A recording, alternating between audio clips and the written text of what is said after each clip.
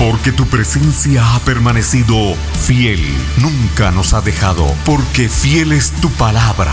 La Sociedad Juvenil Ebenecer de Iglesia Jesús Salva, Varillas, Huehuetenango, extiende la gran invitación a su servicio especial de Acción de Gracias este sábado 27 y domingo 28 de diciembre. Ebenecer, hasta aquí nos ayudó Jehová. Ven y juntos demos gracias al Creador por su fidelidad.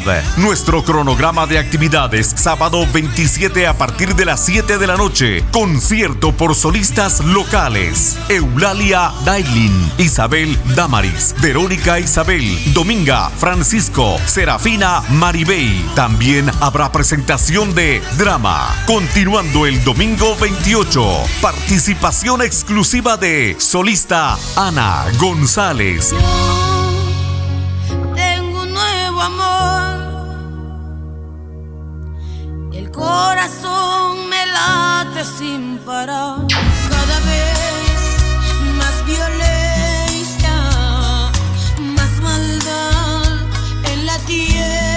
En los horarios 9 de la mañana, 1 de la tarde y 7 de la noche, el expositor de la palabra de Dios, Pastor Diego Ramón.